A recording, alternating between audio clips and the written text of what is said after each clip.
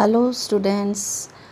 आज in continuation with the previous lecture जिसमें हमने एनर्जी फ़्लो को डिस्कशन किया था, एनर्जी फ़्लो के बारे में बताया था, उसी में हम आज बात करेंगे एनर्जी फ़्लो मॉडल्स की कि ये क्या होते हैं और डिफरेंट टाइम्स पर कौन कौन से एनर्जी फ़्लो मॉडल्स दिए गए। So the energy flow models link the trophic levels with each other, showing their inputs and losses of energy at each trophic level. First of all, single channel energy flow model. The flow of energy in an ecosystem takes place through the food chain, and it is this energy flow which keeps the system going. The most common feature of this energy flow is that it is unidirectional or one-way flow or single channel flow. Firstly, the flow of energy is unidirectional and non-cyclic. The solar energy captured by green plants, that are autotrophs, never revert back to sun. However, it passes to herbivores, and that which passes to herbivores does not go back to the autotrophs but passes to consumers. Due to unidirectional flow of energy, the entire system would collapse if primary source of energy were cut off. Now the second is double channel or Y-shaped energy flow model. The double channel or Y-shaped energy flow model depicts the simultaneous working of grazing and detritus food chains in an ecosystem. In nature, both grazing and detritus food chains are interconnected in the same ecosystem. Functionally, the distinction between the two is of time lag between the direct consumption of living plants and ultimate utilization of dead organic matter. The importance of two food chains may differ in different ecosystems. In some cases, grazing is more important, and in other, detritus is more important. It happens in marine ecosystem where primary production at open sea is limited and a major portion of it is eaten by the herbivores, marine animals. Therefore, very little primary production is left to be passed on to the detritus pathways. Odom presented a generalized model of Y-shaped or double channel energy flow that I have discussed, that is applicable to both terrestrial and aquatic ecosystem. The important point of this model is that both the chains are not separated from each other. Odom regarded this model as more realistic than single channel energy flow model due to the following reasons. Number one, it conforms to the basic stratified structure of ecosystem by including both grazing and detritus pathways. And two, it separates the grazing food chains from detritus food chains in both time and space as shown by the direct consumption of living plants and utilization of dead organic matter respectively. And the third point is macro consumers, that is animals, and micro consumers, that are bacteria and fungi, differ greatly in size and their metabolic relations. The next is Universal Energy Flow Model. E.P. Odom 1968 again gave Universal Energy Flow Model, which represents the basis for a general explanation of ecosystem trophic flows. The model can be applied to any living component, whether it is plant, animal, microorganism, individual population or trophic group. Such a model may depict food chain as already shown in previous models or bioenergetics of an entire ecosystem. Further, it is ingested further in this model, the ingested energy, which is solar radiation in case of autotrophs and ingested food in case of heterotrophs. Since not all the energy supply is utilized, the lost part is called as energy not utilized. As shown in the figure, that is depicted as Nu, and the assimilated energy, that is A, is known as the gross production. Part of A is used for the system structural maintenance, that is respiration, R, and the other part is transferred into the organic matter, that is P, known as net production.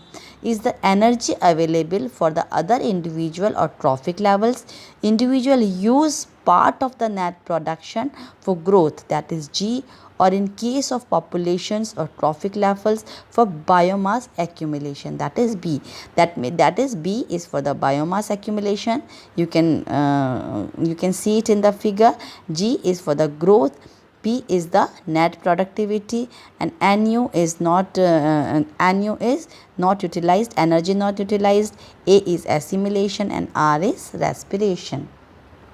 To summarize these modules, the ultimate source of energy for all ecological system is sun.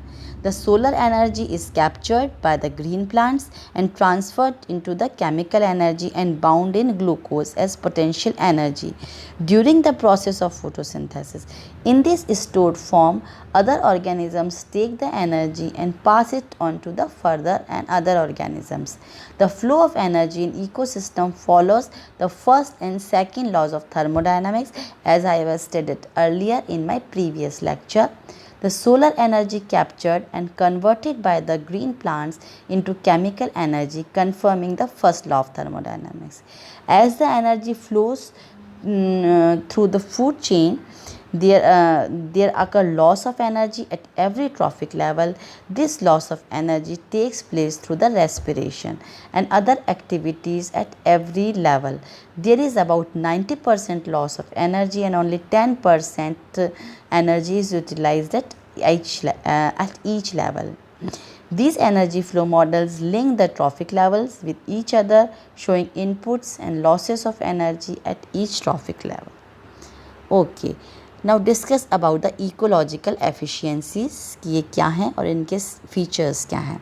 So the ecological efficiency can be defined as the product of efficiencies in which organism utilize their food resources and convert them into the biomass for next higher trophic level. Okay, तो ये efficiencies क्या है, वो efficiency कि किस efficiency से ये जो ऑर्गेनिज्म है वो फूड यूटिलाइज कर रहा है और उसको कन्वर्ट कर रहा है बायोमास में, जिससे कि वो नेक्स्ट ट्रॉफिक लेवल पर यूज़ हो सके.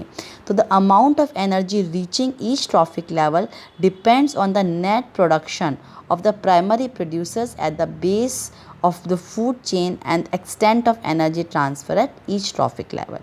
तो सो एफिशिएंसीज आर नथिंग, मतलब इसकी जो एफिशिएंसी किस एफिशिएंसी से वो एक ट्रॉफिक लेवल से दूसरे ट्रैफिक लेवल पे एनर्जी ट्रांसफ़र हो रही है.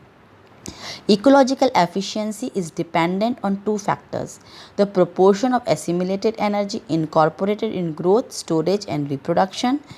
The first proportion is called as assimilation efficiency and the second is called the net production efficiency.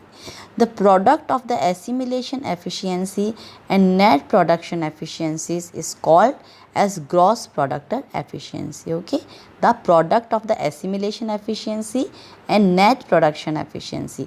तो ये net production efficiency और assimilation efficiency मैंने आपको बता दिया है. इसके product को हम क्या कहेंगे, it is the gross production efficiency. Next is net population efficiency of plants is the ratio of net production to gross production.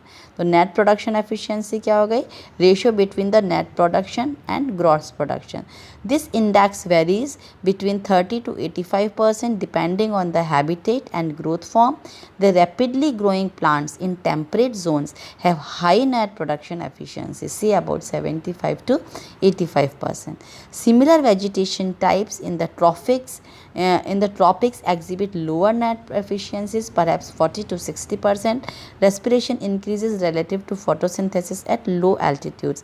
That means जो net production efficiencies हैं वो कहाँ पर ज़्यादा होंगी, टेम्परेट जोन्स के अंदर, और ये कहाँ पर कम होंगी, ट्रॉपिक एरियाज़ में कम होंगी जहाँ पर कि रेस्पिरेशन ज़्यादा है, फोटोसिंथेसिस कम है. इसका अपोजिट, जब फोटोसिंथेसिस ज़्यादा होगा, रेस्पिरेशन कम होएगा, तो प्रोडक्शन ऑब्वियसली ज़्यादा होगा. Okay. Now, according to Singh et al. 2015, some of the important efficiencies are as follows. अब ये जो अलग अलग efficiencies हैं इनके बारे में इनकी definition और ये how to calculate them ये मैंने बताया है। तो कई बार ये short answers के अंदर आपके question आ जाता है। तो सबसे पहले क्या assimilation efficiency, ये क्या होती है? This is a measure of efficiency with which a consumer population extracts energy from the food ingested. Okay, so it is equal to energy fixed by the plants or light absorbed multiplied by 100 for plants, and it is equal to the food energy absorbed, that is assimilated, divided by food energy ingested multiplied by 100 for animals. क्योंकि जो plants है उसमें light absorb आएगा because they are autotrophs, and जो animals हैं उनके अंदर assimilated energy आएगा because they are heterotrophs. Now the second is utilization or consumption efficiency क्या होती है? So this is the proportion of total productivity available at a trophic level that is actually consumed by the organism of a succeeding trophic level. That is किस efficiency से वो consume करता है?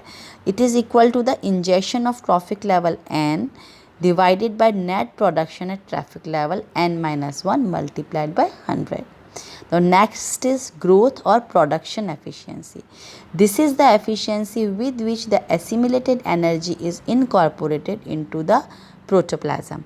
It is equal to the production at trophic level n divided by assimilation at trophic level n multiplied by 100. Then comes the ecological growth efficiencies. It is equal to the production at trophic level n divided by ingestion at trophic level n multiplied by 100. Then transfer efficiencies, it is equal to the production at trophic level n divided by the production at trophic level n minus 1. तो यह सबसे पहले आप assimilation क्या होता है, consumption क्या है, प्रोडक्शन क्या है, ग्रोथ क्या है और फिर इनकी एफिशिएंसीज क्या हैं. तो ये आपको एक सिंपलर फॉर्म में and with formula I have explain. So this is all about the energy flow with different models in an ecosystem, जो कि हमने 2 लेक्चर में कंप्लीट किए हैं. Okay, thank you very much. आपको यदि कुछ भी क्वेरीज हों या कुछ क्वेश्चंस हो रिलेटेड टू माय लेक्चर्स तो you can directly contact me. Thank you.